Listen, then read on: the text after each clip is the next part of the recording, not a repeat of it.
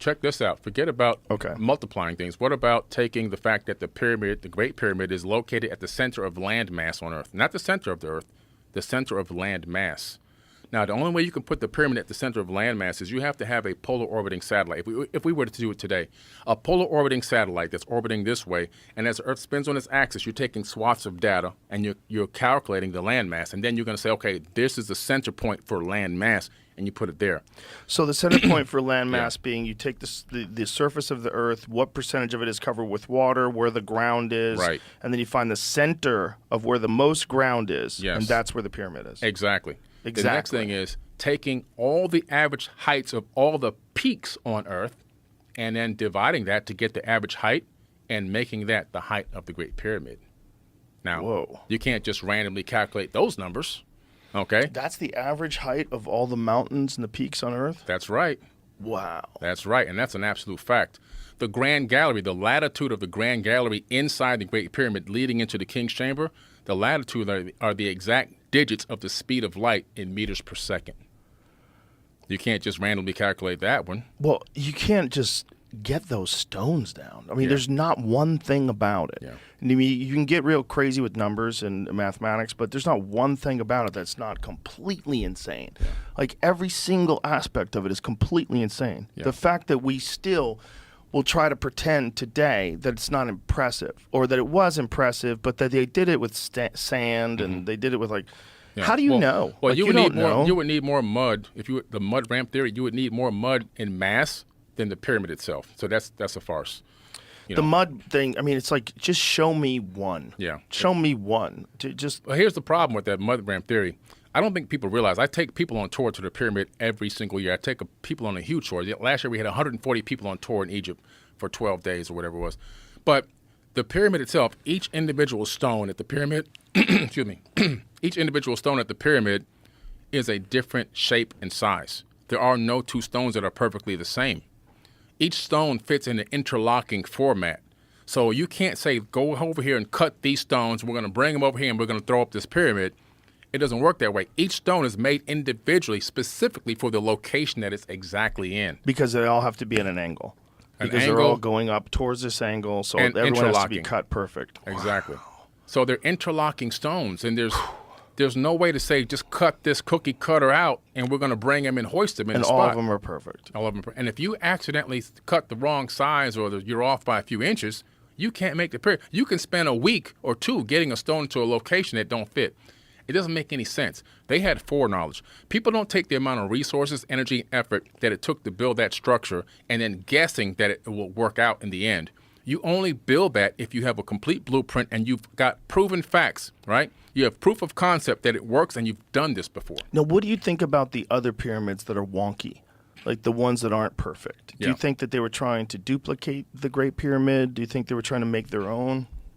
The deeper you go into antiquity, the more perfect construction was. The further you come forward in time, the more wonky and crazy things are and begin to fall apart.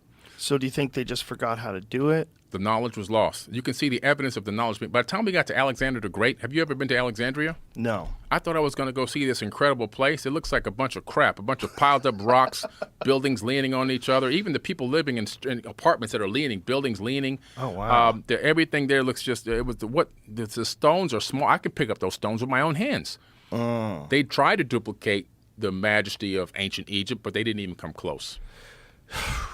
It's just so bizarre that one civilization got so much further than everybody else, and no one really knows exactly how they did it. Right, light years ahead. Now, when you hear the carbon dating of the Great Pyramid, what is your take on that? Because the radiocarbon dating is 2,500 BC, right? Yeah.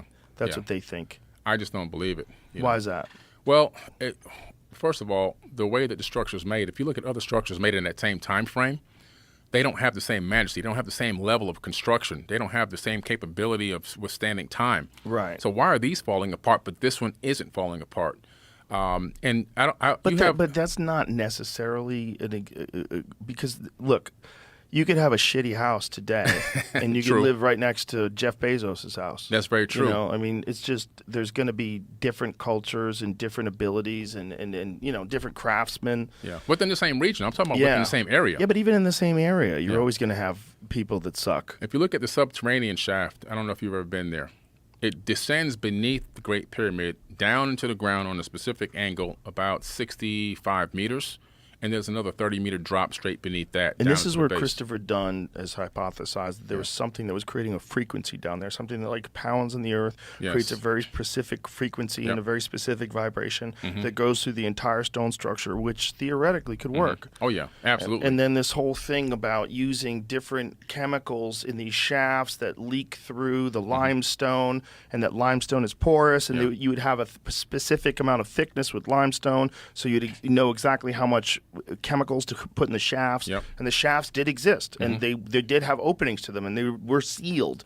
You could open them up and dump things into them, and then the passageway that goes into the King's Chamber, the so-called King's Chamber, and that it has opening shafts that go to the heavens. Yes, they do. Like and I think I know why. My hypothesis on those shafts is, well, you look at the way the pyramid is designed, the Queen's Chamber is technology. It seems to be like an electrolysis generating machine to extract hydrogen from water.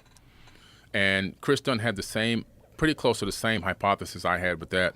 Now, why hydrogen? It's the most abundant element in the universe. And right now, today, we try to communicate with ET on the hydrogen frequency. Now, those shafts, imagine on the certain alignments, we know for a fact that that pyramid aligns with specific planets or stars. Orion, Aldebaran, Draco. There's these alignments. And then these shafts would send out this hydrogen frequency, potentially on my hypothesis, around those alignments. Why? For communication purposes. Updates on this breakaway civilization. Because I believe there was an ancient galactic war, which I talk about in my show, my docuseries, Anunnaki. And this ancient war created these space refugees, which then spread out around the Milky Way. Earth just happens to be one of the breakaway civilizations.